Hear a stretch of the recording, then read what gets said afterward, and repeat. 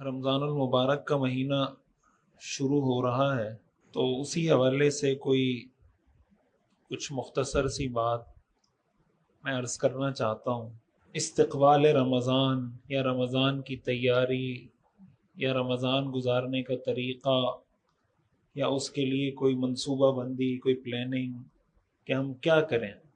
سب سے پہلے تو یہ بات ہمیں پتہ ہے کہ رمضان المبارک کا جو مہینہ ہے یہ ایک مہمان ہوتا ہے، مہمان مہینہ ہوتا ہے،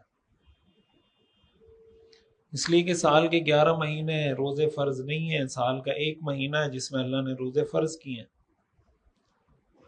اور مہمان کے بارے میں شریعت کا حکم یہ ہے کہ مہمان کی مہمان نوازی کریں، ایسا ہی ہے نا، مہمان کی اس کا اکرام کریں، اس کا اعزاز کریں، اس کو پروٹوکول دیں، اس کو اہمیت دیں، تاکہ مہمان کو پتہ چلے کہ میں مہمان ہوں۔ یہ نہ ہو کہ مہمان آئے آپ اس کی کوئی مہمان نوازی بھی نہ کریں، اس کا خیال بھی نہ رکھیں، کوئی پروٹوکول بھی نہ دیں، نہ اس سے پانی کا پوچھیں، نہ چائے کا پوچھیں، نہ کھانے کا پوچھیں، اور جب جانے لگے تو آپ اس کو کہتے ہیں معذرت۔ بعض لوگ یہ کرتے ہیں نا، یہ بھی ایک طریقہ ہوتا ہے کہ کسی کو مہمان بنایا، بلایا، تو کھانے کا ٹائم ہو گیا تو کھانے کا پتہ نہیں، سونے کا ٹائم ہو گیا تو سونے کا کوئی سسٹم نہیں کہ بندہ سوئے گا کہاں پہ، اس کی جگہ کہاں پر ہے، بستر کہاں لگے گا، کچھ پتہ نہیں۔ اور بعد میں جب جانے لگے تو اس کو کہتے ہیں معذرت، یار کوئی کمی کوتاہی ہو گئی ہو تو معذرت۔ ہمارے یہاں بہت سارے لوگ ایسے ہیں جو اپنا سارا نظام اس پہ چلا رہے ہیں سوری، سارا نظام کس پہ چلا رہے ہیں؟ سوری۔ پہلے گڑبڑ کریں گے اور گڑبڑ کرنے کے بعد کہیں گے سوری، تو آپ اگر پوچھیں یار یہ آپ نے کیوں کیا، تو وہ آگے سے کہے گا سوری بول دیا نا۔ آگے سے کیا بولے گا؟ سوری بول دیا۔ تو سوری بولنے کا کیا مطلب کہ اب آپ کے جی میں جو آتا ہے کرتے رہیں، جو اوٹ پٹانگ حرکتیں کرنی ہے کریں، اور آخر میں سوری کہتے ہیں۔ اس کی مثال ایسے ہی کہ آپ کسی کو تھپڑ ماریں، وہ آپ سے پوچھے کہ بھئی تھپڑ کیوں مارا، تو آپ کہتے ہیں سوری، تو وہ اگر آگے سے تھپڑ مار کے کہے کہ سوری ٹو، میری طرف سے بھی سوری، تو یہ کوئی حل ہے؟ کیا خیال ہے؟ کسی کو تھپڑ ماریں، تھپڑ مارنے کے بعد کہتے ہیں سوری، تو دوسرا بھی آپ کو تھپڑ مارے گا، تھپڑ مارنے کے بعد کہے گا سوری۔ تو مہمان کی مہمان نوازی یہ ہوتی ہے کہ آپ جو مہمان نوازی اس کی کر سکتے ہیں وہ کریں۔ یہ نہیں ہونا چاہیے کہ مہمان آیا چلا گیا اور جب جانے لگے کوئی مہمان نوازی نہیں کی، اس کا جو خیال رکھنا چاہیے تھا وہ کیا نہیں۔ مہمان نوازی کا ہر آدمی کا اس کے حساب سے مہمان نوازی ہوتی ہے۔ تو اگر کوئی سوری کر بھی لیتا ہے نا اس طرح کے موقع پر، ممکن ہے وہ آدمی آپ کو یہ کہہ دے کہ چلیں بس ٹھیک ہے جانے دیں۔ مثلا آپ نے کسی کو ستایا، تکلیف دی، بعد میں آپ نے سوری کر لیا، اس نے معاف کر دیا کہ چلیں یار ٹھیک ہے، لیکن جو اچھے کام آپ کر سکتے تھے وہ تو آپ نے نہیں کیے نا۔ جو اچھے کام کر سکتے تھے، مثال کے طور پر ایک آدمی ہے جو اپنے والدین کی خدمت نہیں کرتا، والدین کا نہ ادب کرتا ہے، نہ خدمت کرتا ہے، نہ ان کا خیال رکھتا ہے، نہ ان کو پیسے دیتا ہے، کوئی والدین کا احترام ہی نہیں کرتا، 10 سال اس طرح گزار دیے۔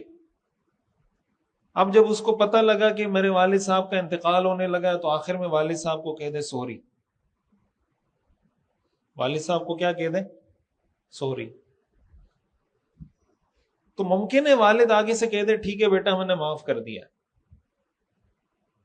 ایک وہ بیٹا ہے جس نے 10 سال خدمت نہیں کی اور آخر میں کہہ دیا سوری، اور ایک وہ بیٹا ہے جس نے 10 سال خدمت کی ہے، تو کیا یہ سوری کہنے والا اور خدمت کرنے والا برابر ہے؟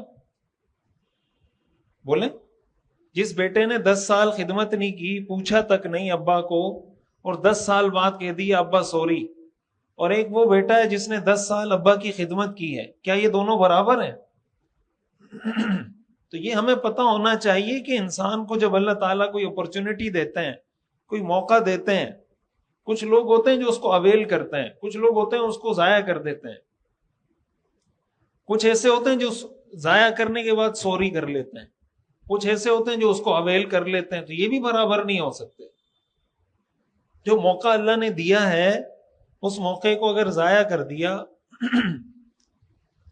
تو سوری کہنے سے، توبہ کرنے سے گناہ تو معاف ہو جائے گا۔ اگر کوئی گناہ کیا ہے اور وہ ایسا گناہ ہے کہ اس کو توبہ کر لے معاف ہو جائے تو معاف ہو جائے گا گناہ، لیکن جو فضیلت حاصل ہونی چاہیے تھی، جو آپ کو ایک موقع ملا تھا کہ آپ اس سے کچھ سیکھتے، کچھ حاصل کرتے، کچھ کماتے، وہ آپ نہیں کما سکے۔ مثال کے طور پر ایک والد ہے نا، وہ اپنے بچوں کو پڑھانا چاہتا ہے، اس کے 2 بیٹے ہیں، ایک بیٹا ہے جو طریقے سے پڑھ رہا ہے، دوسرا نہیں پڑھ رہا۔ ایک بیٹا ٹائم سے اسکول بھی جاتا ہے، پھر کالج بھی جاتا ہے، پھر یونیورسٹی بھی جاتا ہے، اپنے ہوم ورک بھی کرتا ہے، اسٹڈی بھی کرتا ہے، محنت بھی کرتا ہے۔ دوسرا بیٹا ہے، اس کو بھی والد پڑھانا چاہ رہا ہے لیکن وہ نہیں پڑھ رہا، اس کو بھی اس نے موقع فراہم کیا ہے کہ بیٹا آپ کی فیس بھی میں بھر رہا ہوں، آپ کا ایڈمیشن بھی میں کروا رہا ہوں، آپ بھی کہیں ایڈمیشن لے لیں، پڑھیں جیسے آپ کا دوسرا بھائی پڑھ رہا ہے، لیکن وہ نہیں پڑھتا۔ تو ایک مثلا MBBS کر لیتا ہے اور دوسرا جاہل کا جاہل رہتا ہے۔ ایک MBBS کر لیتا ہے اور دوسرا جاہل کا جاہل رہتا ہے۔ اب جو جاہل رہا، جس کو 10 سال تک 15 سال تک والد سمجھاتا رہا کہ بھائی آپ پڑھ لو، اسکول چلے جاؤ، کالج چلے جاؤ، پڑھ لو، اس نے نہیں پڑھا، تو اگر وہ 15 سال بعد 20 سال بعد والد کو کہہ دے سوری، میں سوری کرتا ہوں کہ میں نہیں پڑھ سکا، تو کیا اس سوری کہنے سے وہ ڈاکٹر بن جائے گا؟ یہ سوری کہنے سے کیا وہ ڈاکٹر بن جائے گا؟ تو ٹھیک ہے، والد یہی کہے گا آگے سے، ٹھیک ہے بیٹا میں نے معاف کر دیا، معاف تو کر دیا اس نے، لیکن جو اپرچونٹی اس کو ملی تھی، جو موقع اس کو ملا تھا، وہ اس نے کیا کر دیا؟ مس کر دیا۔ ایک ڈاکٹر بن گیا، ایک نہیں بنا، ٹھیک ہے سوری کہہ دیا، معاف ہو گیا، ہو سکتا ہے اس وجہ سے آخرت میں اس کو کوئی عذاب نہ ہو کہ والد نے معاف کر دیا تو ٹھیک ہے، لیکن اس معاف کرنے سے وہ ڈاکٹر تو نہیں بنے گا، اس معاف کرنے سے اس کے پاس MBBS کی ڈگری تو نہیں آئے گی۔ تو رمضان کا جو مہینہ ہے نا، رمضان کا مہینہ یہ بھی ایک مہمان مہینہ ہے، اور شریعت کا حکم یہ ہے کہ اس کی قدر کریں، اور اس کی قدر ظاہر ہے کہ رمضان میں ہم روزے رکھتے ہیں، تو رمضان کی سب سے پہلی قدر کیا ہے؟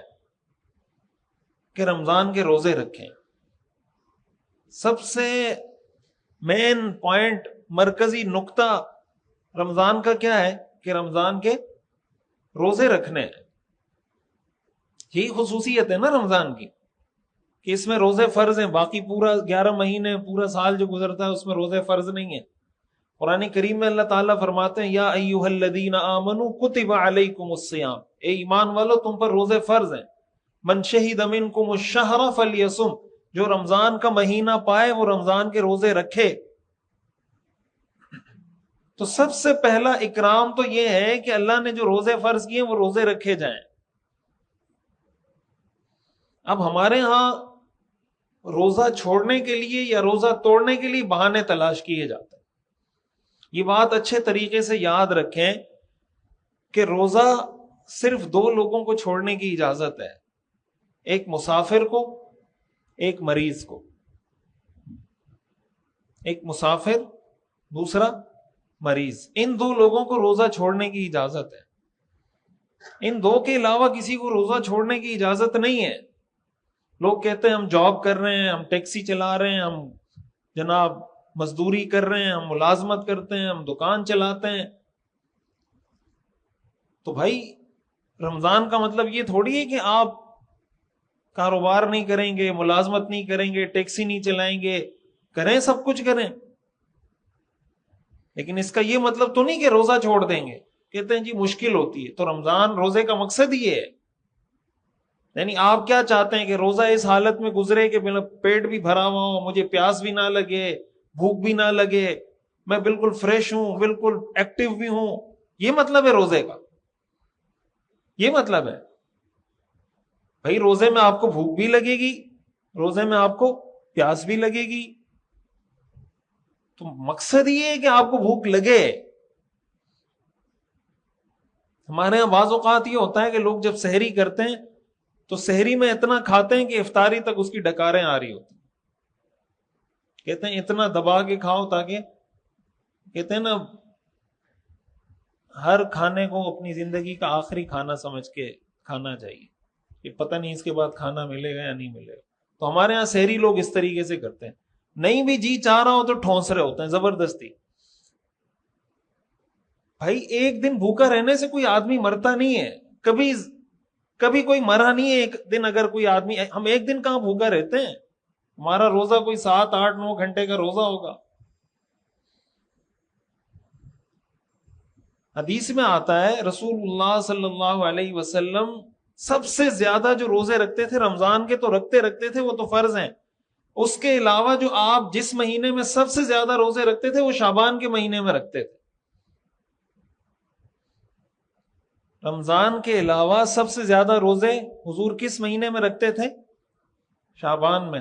ہم تو اس ڈر سے نہیں رکھتے کہ شعبان میں روزے رکھیں گے تو کمزور ہو جائیں گے تو رمضان میں نہیں رکھ سکیں گے، ایسا ہے یا نہیں؟ سب سے زیادہ، صحیح بخاری صحیح مسلم کی حدیث ہے، حضرت عائشہ رضی اللہ تعالیٰ عنہ فرماتی ہیں کہ رمضان کے علاوہ سب سے زیادہ روزے حضور شعبان کے مہینے میں رکھتے تھے۔ تو رمضان کی تیاری کا ایک طریقہ جو سنت سے ہمیں سیکھنے کو ملتا ہے وہ یہ ملتا ہے کہ انسان شعبان میں روزے رکھے۔ اگر شعبان میں روزے نہیں رکھ سکتا، رمضان کے روزے تو فرض ہیں نا۔ شعبان میں روزے رکھنے کا مطلب یہ کہ شعبان میں جب روزے رکھے گا تو عادت پڑ جائے گی، جب پڑ جائے گی رمضان کے روزوں میں اس کو ٹینشن نہیں ہوگی۔ صحابہ اکرام نے رمضان کے مہینے میں جنگیں لڑی ہیں۔ جو غزوہ بدر، اسلام کی جو پہلی بڑی جنگ ہے، یہ کون سے مہینے میں ہوئی ہے؟ یہ رمضان میں ہوئی ہے۔ غزوہ بدر جو جنگ ہوئی ہے مسلمانوں نے، جو پہلی جنگ لڑی ہے، یہ رمضان میں لڑی ہے۔ فتح مکہ جو ہم پڑھتے ہیں کہ مکہ فتح ہوا، یہ کب فتح ہوا؟ رمضان میں فتح ہوا۔ رمضان میں سفر کیا صحابہ نے مدینہ سے مکہ کا، تو وہ جنگیں لڑ رہے تھے بھائی۔ ہم کہتے ہیں میں ملازمت کرتا ہوں، کمپنی میں جاب کرتا ہوں، کوئی کہتا ہے میں نسوار رکھتا ہوں، کوئی کہتا ہے میں گٹکا کھاتا ہوں، کوئی کہتا ہے میں سگریٹ پیتا ہوں، میں سگریٹ کے بغیر نہیں رہ سکتا، کوئی میں گٹکے کے بغیر نہیں رہ سکتا، میں نسوار کے بغیر نہیں رہ سکتا۔ فضول قسم کی کے بہانے بنائے ہوئے۔ تو بھائی اللہ کے لیے اتنی بھوک، مطلب کیا ہوتا ہے؟ آپ 8 10 گھنٹے بھوکا رہ لیں گے، میں بھوکا رہ لوں گا تو کیا ہو جائے گا؟ یہی رمضان کا مقصد ہے کہ انسان کو بھوک کا احساس ہو، انسان کو پیاس کا احساس ہو۔ اس لیے سحری میں اتنا نہیں کھانا چاہیے کہ انسان افطاری تک اس کا پیٹ بھرا رہے، سحری کا مقصد یہ نہیں ہے، اور افطاری میں اتنا کھائے کہ پھر سحری تک پیٹ بھرا رہے، جس کی تو اسلام کا تو حکم ہے واضح، اس کی تو آپ کو میڈیکل سائنس بھی اس کی اجازت نہیں دیتا، میڈیکل سائنس بھی آپ کو اس چیز سے منع کرتا ہے۔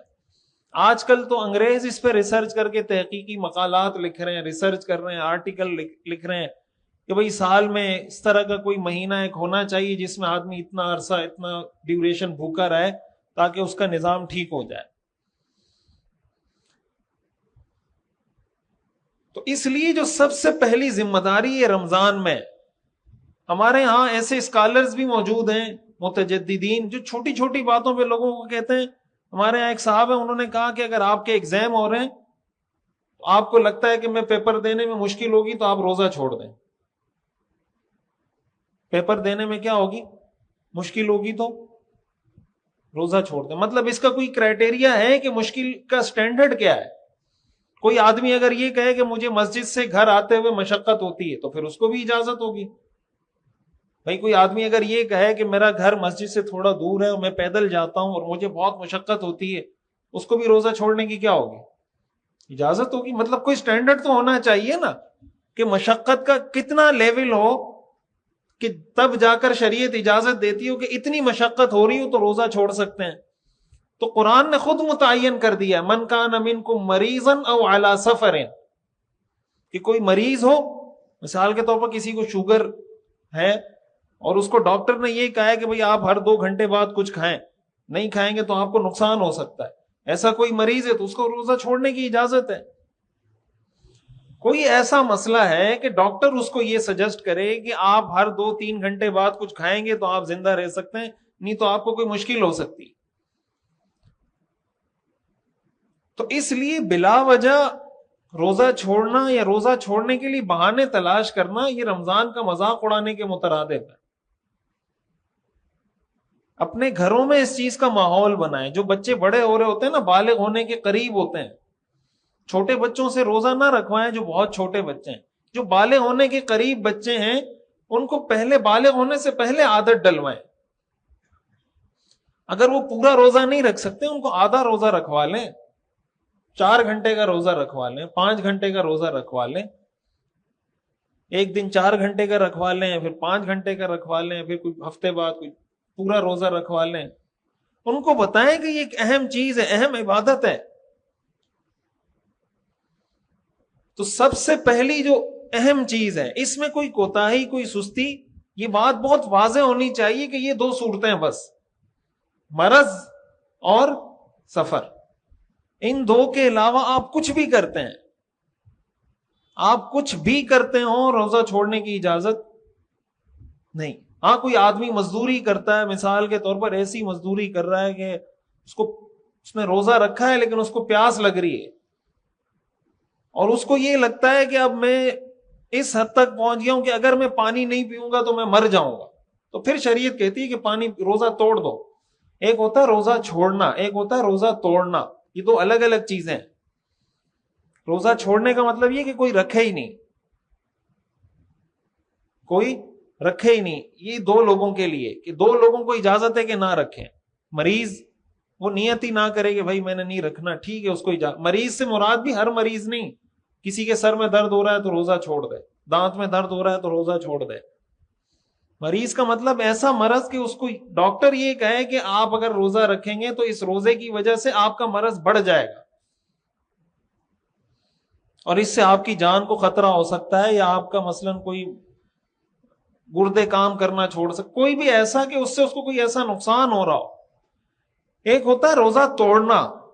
روزہ توڑنے کی اجازت اور بھی بہت سارے لوگوں کو ہوتی ہے کہ روزہ رکھا لیکن ایسی کنڈیشن میں بیچ میں آ گئے کہ اب اگر نہیں کھایا نہ پیا تو کوئی بیماری لگ سکتی ہے، یا جان جانے کا خطرہ ہے، یا کوئی مسئلہ ہو سکتا ہے، یا ڈاکٹر آپ کو کہہ رہا ہے کہ ابھی آپ کی طبیعت خراب ہو گئی، اب آپ یہ میڈیسن لیں گے تو طبیعت ٹھیک ہوگی، تو پھر روزہ توڑنے کی اجازت ہوتی ہے۔ بہرحال جو سب سے اہم چیز ہے وہ یہ کہ بلا وجہ، اور بلا وجہ کا مطلب کیا ہے؟ سفر اور مرض، اس کے علاوہ کوئی روزہ چھوڑے گا تو وہ بلا وجہ ہوگا۔ سفر اور مرض کے علاوہ کوئی روزہ چھوڑے گا تو وہ کیا ہوگا؟ بلا وجہ ہوگا۔ تو بلا وجہ روزہ چھوڑنے کی اجازت نہیں۔ اور سفر میں بھی جب روزہ چھوڑنے کی اجازت ہے، اس کا مطلب یہ نہیں کہ ایک آدمی سفر میں روزہ چھوڑنے کی اجازت اس وقت ہے کہ سحری کا جو وقت ہے نا، سحری کے وقت آپ سفر میں ہو، سحری کے وقت آپ کیا ہو، مثال کے طور پر سحری کا وقت ختم ہو رہا ہے اور اس وقت آپ سفر کی حالت میں ہیں، یہ نہیں کہ آپ نے ارادہ کیا ہے کہ آج میں نے حیدرآباد جانا ہے یا میں نے رحیم یار خان جانا ہے کراچی سے، اور ابھی آپ گھر میں بیٹھے ہوئے ہیں اور آپ نے نکلنا ہے صبح 10 بجے، تو آپ صبح سے ہی نیت کر لیں کہ چونکہ میں نے 10 بجے سفر کے لیے نکلنا ہے تو میں روزہ ہی چھوڑ دیتا ہوں، اس کی اجازت نہیں ہے۔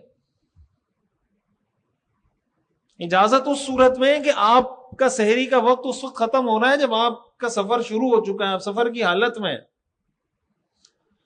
تو بہرحال پہلی تیاری ہمیں یہ کرنی ہے، ہم نے یہ نیت کرنی ہے کہ بھائی رمضان کے روزے ہر حال میں پورے کے پورے۔ حدیث میں آتا ہے نا کہ کوئی آدمی اگر روزہ نہ رکھے، آپ کو پتا ہے اگر کوئی آدمی جان بوجھ کر روزہ توڑ دیتا ہے، کھا کر پی کر یا میاں بیوی کا آپس میں تعلق قائم کر کے روزہ جان بوجھ کر توڑ دیتا ہے بیچ میں، تو اس پہ قضا بھی لازم ہوتی ہے، کفارہ بھی لازم ہوتا ہے۔ کفارہ روزے کا کیا ہے؟ 60 روزے، روزے کا ایک روزے کا کفارہ کیا ہے؟ 60 روزے۔ لیکن علماء نے لکھا ہے، حدیث میں آتا ہے کہ اگر کوئی آدمی رمضان کا ایک روزہ چھوڑ دے اور اس کے بدلے میں ساری زندگی روزہ رکھے تو رمضان کے ایک روزے کا بدلہ ادا نہیں کر سکتا. رمضان کا ایک روزہ چھوڑا اور بدلے میں ساری زندگی کیا کیا؟ روزے رکھے. یہ وہی بات ہے جو میں کہہ رہا ہوں نا, آپ آخر میں کہتے ہیں سوری. آخر میں کیا کہتے ہیں؟ سوری. آپ نے روزہ نہیں رکھا, آخر میں کہہ دیا اللہ سے سوری, توبہ کر لیا. ٹھیک ہے, اللہ توبہ تو قبول کر لے گا اگر آپ اس کی قضا اور کفارہ کر لیتے ہیں, لیکن رمضان کے روزے کا جو ثواب, جو فضیلت آپ کو مل سکتی تھی وہ نہیں ملے گی, قیامت تک نہیں ملے گی. جیسے وہ بچہ ابا سے سوری کرنے کی وجہ سے MBBS نہیں ہو سکتا, ڈاکٹر نہیں بن سکتا, اسی طرح رمضان کے اس روزے کی فضیلت قیامت تک حاصل نہیں ہو سکتی. اور دوسری چیز کہ رمضان کا جو اصل مقصد قرآن کریم میں بتایا وہ ہے لعلکم تتقون, تاکہ تم تقوی اختیار کرو. تقوی کا مطلب کیا ہوتا ہے؟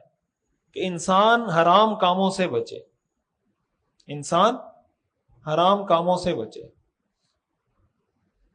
اس چیز کی نیت, اس چیز کا ارادہ ضروری ہے کہ بھائی دیکھیں, سب سے زیادہ نیک شخص اللہ کی نظر میں کون ہے؟ جو فرائض پورے کرتا ہو, حرام کاموں سے بچتا ہو. نیک ہونے کا معیار شریعت کی نظر میں کیا ہے؟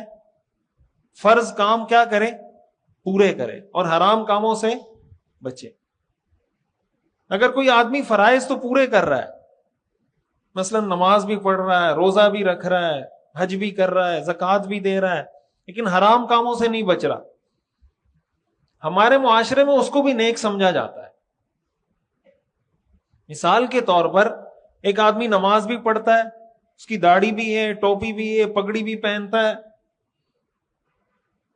معاشرے میں یہ سمجھا جاتا ہے کہ بھئی سارے اچھے اچھے کام کرتا ہے, لیکن بہن کی میراث دبا کے بیٹھا ہوا ہے, بہن کی میراث دبا کے بیٹھا ہوا ہے, یہ حرام کام ہے. بہن کی میراث دبانا کیا ہے؟ حرام ہے. کسی کے پلاٹ پہ قبضہ کر کے بیٹھا ہوا ہے, تو حدیث میں آتا ہے کہ جو کسی کی ایک گز, ایک بالش زمین دبائے گا, اللہ اس کو 7 زمینوں کا توق اس کے گلے میں ڈالیں گے قیامت کے دن. تو معاشرے میں تو وہ نیک سمجھا جاتا ہے. کیوں؟ اس لیے کہ اس کی داڑھی بھی ہے, ٹوپی بھی ہے, پگڑی بھی پہنتا ہے, نماز بھی پڑھتا ہے, صدقے بھی دیتا ہے, زکوٰۃ بھی دیتا ہے, حج بھی کیے میں.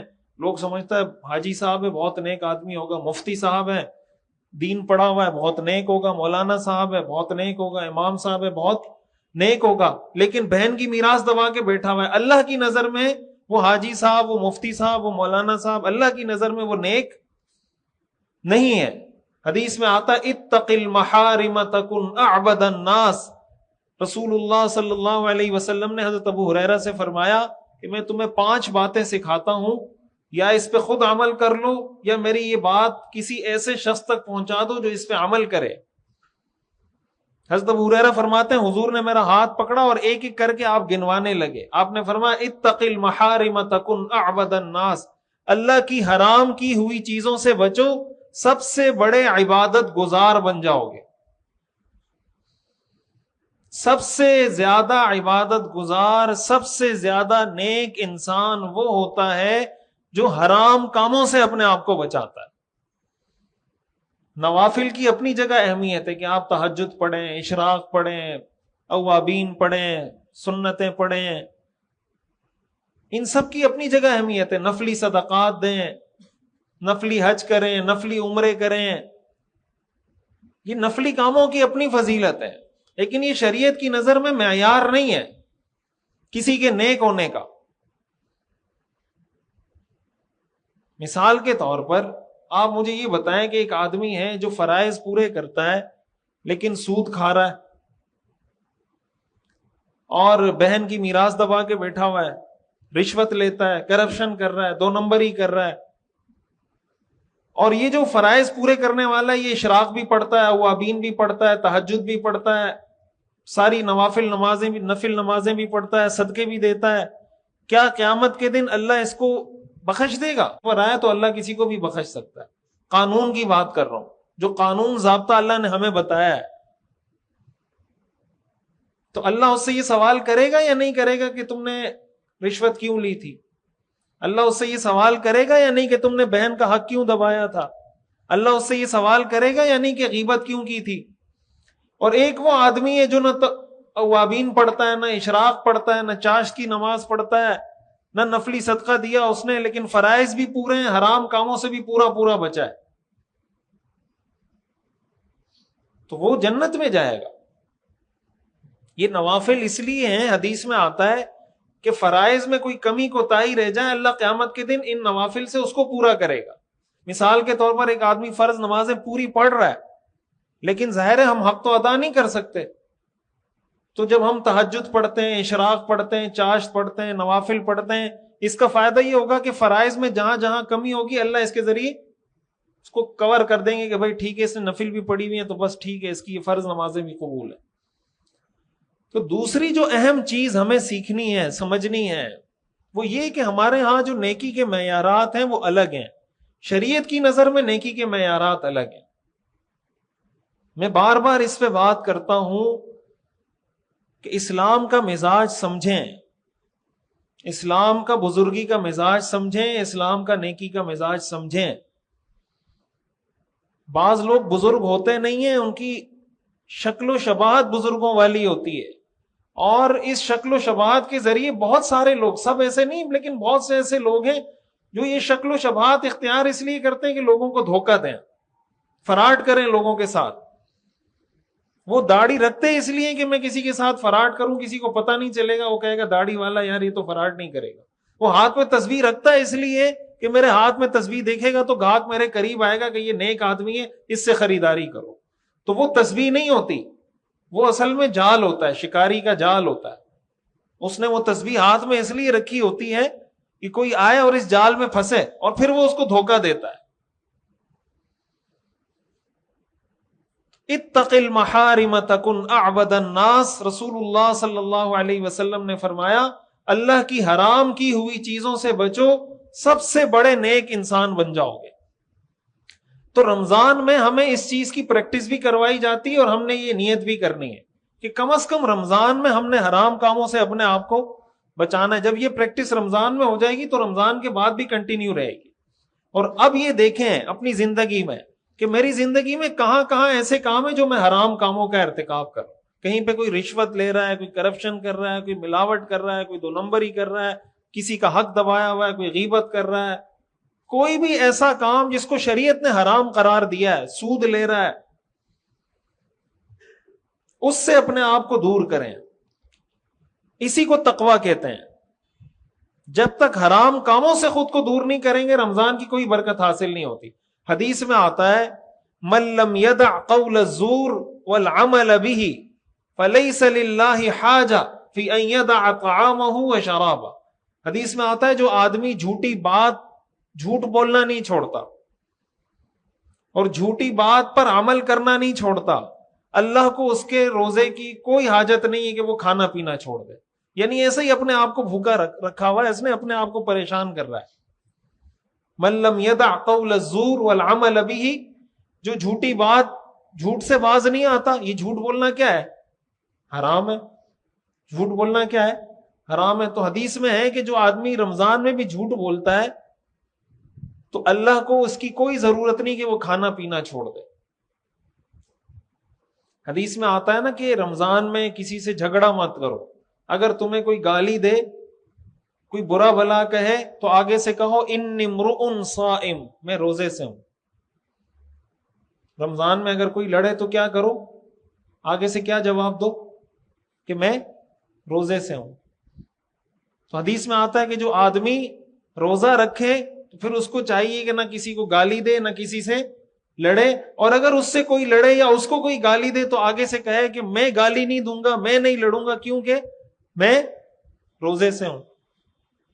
اس کا مطلب یہ ہوا کہ روزے میں آدمی گالی نہیں دیتا، روزے میں آدمی لڑتا، اور ہم کہتے ہیں میں اس لیے لڑ رہا ہوں کہ میں روزے سے ہوں۔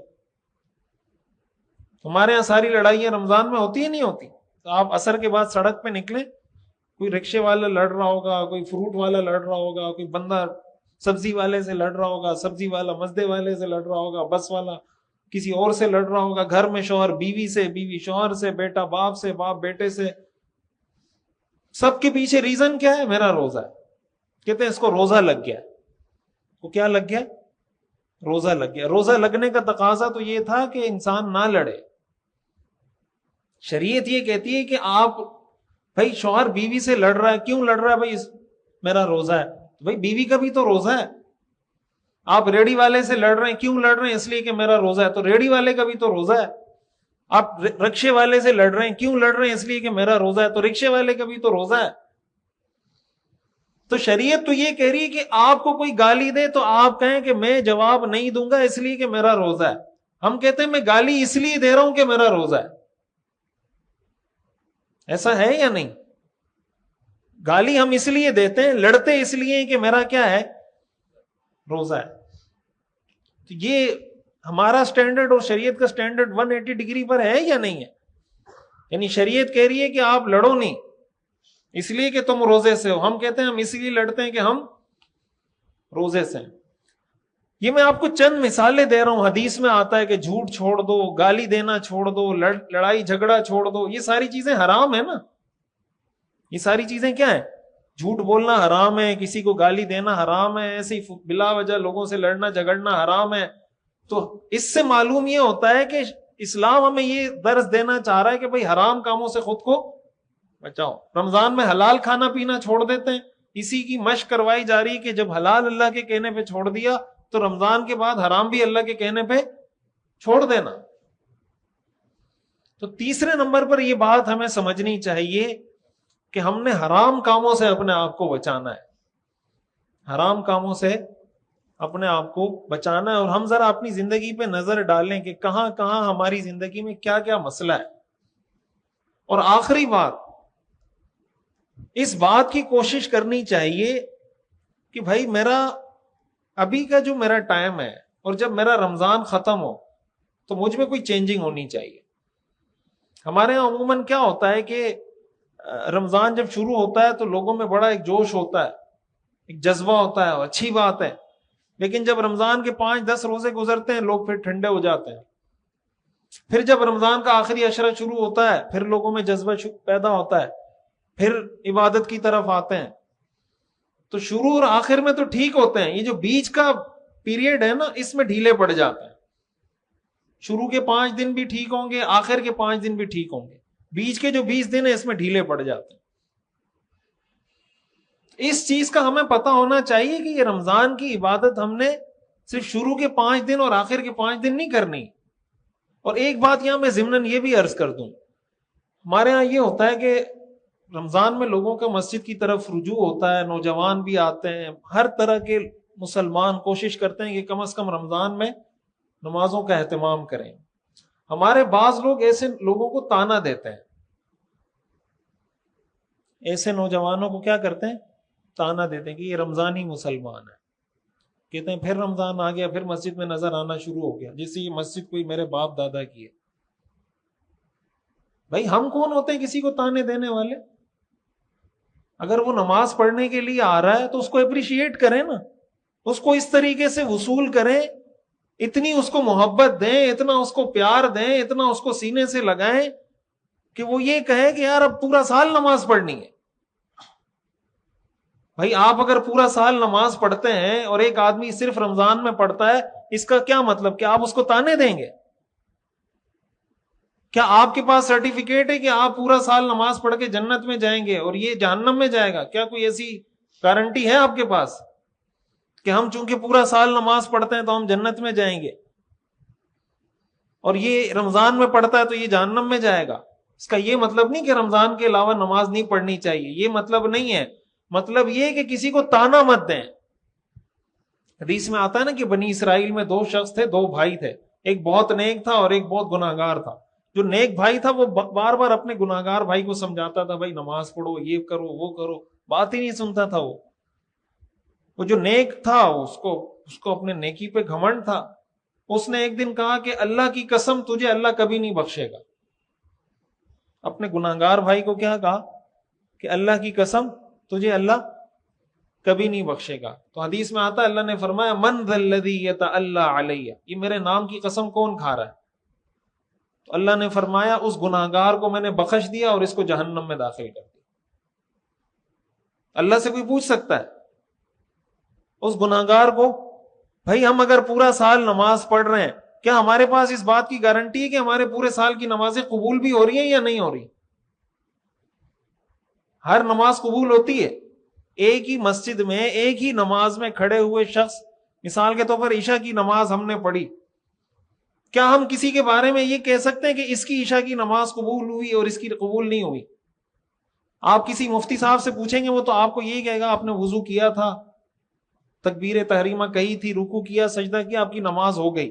لیکن اس کا یہ مطلب نہیں کہ اللہ کے یہاں قبول بھی ہو گئی. قبول کرنا نہ کرنا یہ اللہ کا کام ہے، یہ کسی مفتی صاحب کے پاس نہیں ہے اتھارٹی اس کی. تو مثال کے طور پر ایک آدمی پورا سال نماز پڑھ رہا ہے اور اللہ اس کی ایک نماز بھی قبول نہیں کرتا، اور ایک آدمی صرف رمضان میں پڑھتا ہے اور اللہ اس کی قبول کر لیتا ہے، تو کون جنت میں جائے گا؟ کس کا پلڑا بھاری ہوگا؟ تو ہمارے پاس کوئی شورٹی، کوئی سرٹیفکیٹ نہیں ہے. انما الاعمال بالخواتیم، حدیث میں آتا ہے اعمال کا دار و مدار خاتمے پر ہے. اس لیے کبھی اپنی نیکی کے گھمنڈ میں آ کر کسی کو تانا مت دیں. کوئی اگر ایک زندگی میں ایک بار بھی نماز پڑھنے کے لیے آیا مسجد میں نا، تو اس کو اس طریقے سے ویلکم کریں کہ اس کو یہ احساس ہی نہیں ہونا چاہیے کہ یار میں نے کوئی نیا کام کیا. میں آپ کو حقیقت بتاؤں، بہت سارے لوگ اس شرم کی وجہ سے پھر مسجد میں نہیں آتے کہ یار یہ پھر مجھے دیکھے گا، پھر کہے گا کہ تم ماشاءاللہ سے پھر آ گئے مسجد میں. تو آپ لوگوں کو موٹیویٹ کرنے والے بنے نا، دین کی طرف لانے والے بنے. دین سے دور کیوں کر رہے ہیں لوگوں کو؟ تو رمضان کے مہینے میں اس چیز کی بھی کوشش کریں کہ رمضان میں اپنے آپ کو پورا مہینہ موٹیویٹڈ رکھیں، رمضان کے شروع میں بھی، آخر میں بھی اور درمیان میں بھی. اور اس کا ایک طریقہ یہ ہوتا ہے کہ آپ گھر میں ماحول بنائیں، ایک واٹس ایپ گروپ بنا لیں، اس میں آپ بتائیں کہ بھائی میں بھی تلاوت کروں گا، آپ بھی تلاوت کریں. آپ گروپ میں بتائیں آپ نے کتنے پارے پڑھے، میں گروپ میں بتاؤں گا میں نے کتنے پارے پڑھے. ایک کمپٹیشن کا ماحول بنا لیں، کمپٹیشن کی فضا بنا لیں.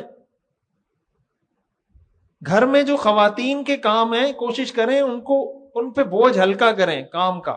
یہ اگین پھر وہی بات ہے، رمضان کے آخر میں پوسٹیں چلنا شروع ہو جاتی ہیں، خواتین کا بہت شکریہ جو سحری میں بھی جاگی، افطاری میں بھی جاگی.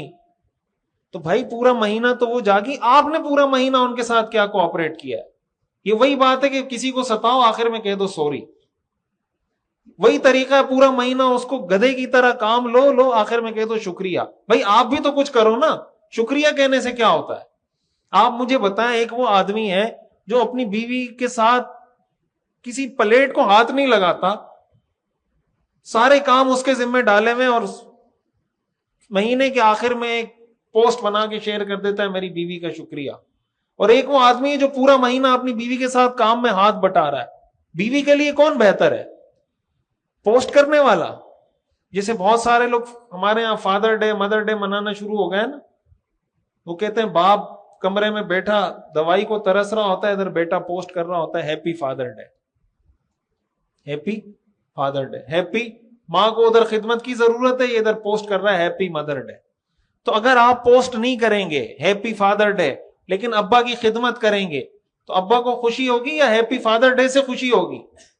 تو بیوی کے نہ آپ تو کام آئے، نہ اس کے ساتھ کبھی ہاتھ بٹایا، نہ اس حدیث میں آتا ہے کہ جس کا غلام ہو رمضان میں غلاموں سے بوجھ ہلکا کر دیں. بیوی تو آزاد ہوتی ہے، غلام تھوڑی ہوتی ہے. تو ان سے بھی کام، وہ بھی مسلمان ہے، اس نے بھی روزہ رکھنا ہے، اس نے بھی تلاوت کرنی ہے، اس نے بھی عبادت کرنی ہے. کوئی ایسا ماحول بنائے کہ ان کو پتا چلے کہ ہم سب مسلمان ہیں. ہمارے ہاں مسئلہ یہ ہوتا ہے کہ ہم دین کا کچھ حصہ لے لیتے ہیں، کچھ حصہ چھوڑ دیتے ہیں، پھر پریشان ہو رہے ہوتے ہیں کہ یار ہم یہ کام کر رہے ہیں، ہمیں اس کا رزلٹ کیوں نہیں مل رہا.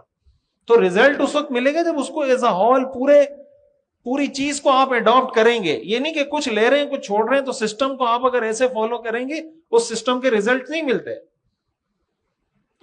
تو اس چیز کی کوشش کریں کہ ٹیم ورک کریں. ٹیم ورک کا مطلب یہ کہ گھر میں ماحول بنائیں، اپنی جیسے میں نے بتایا نا ترجیحات، پریفرنسز سیٹ کریں. سب سے پہلی ترجیح ہونی چاہیے رمضان میں کہ کوئی فرض مجھ سے چھوٹے گا نہیں اور کوئی حرام کام میں کروں گا نہیں.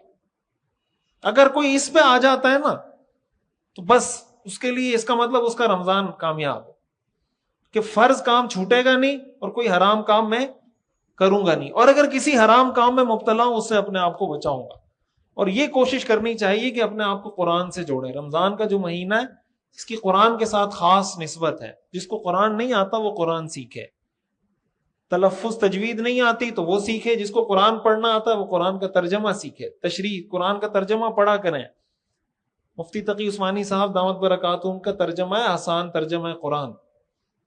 جس کو قرآن کا تلفظ اور تجوید نہیں آتی پہلا مرحلہ یہ کہ اس کو ٹھیک کریں. وہ آتا ہو تو دوسرا مرحلہ یہ کہ اس کا مطالعہ کریں. اور سمجھ میں نہ آئے تو امام صاحب سے کسی مفتی صاحب سے پوچھ لیں کہ یہ میں پڑھ رہا تھا مجھے سمجھا دیں. اللہ تعالی ہمیں سمجھنے کی اور عمل کرنے کی توفیق عطا فرمائے.